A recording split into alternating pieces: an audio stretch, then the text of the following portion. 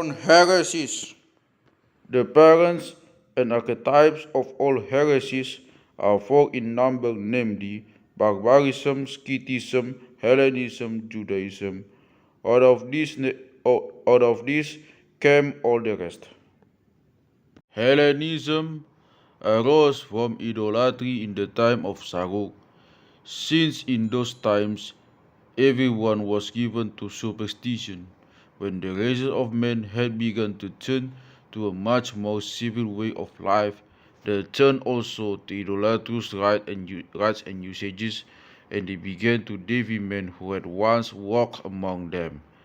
At first, they painted with colors and made pictures of those whom they had once held in esteem, whether tyrants or sorcerers or men who in their lifetime had done something deemed worthy of note in the line of courage or bodily strength. Then, after idolatry had been introduced, beginning with the time of Terah, the father of Abraham, they first put the potter's skill to use for the making of figures of the dead, and then they applied every to the pottery, the builders sculpturing in stone, the gold and silversmiths fashioning out of their own materials, and similarly the woodworkers, and so on. The Egyptians, however, together with the Babylonians and Phrygians and Phoenicians, were the first to introduce this kind of cult with its statues and mysteries.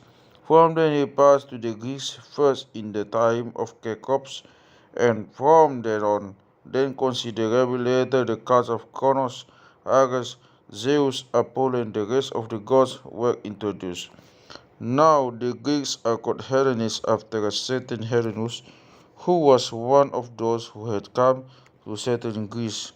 However, according to others, they are so called from the Elia or olive tree, which sprang up at Athens. Their progenitors were the Ionians, who by accurate report descend from Yavan.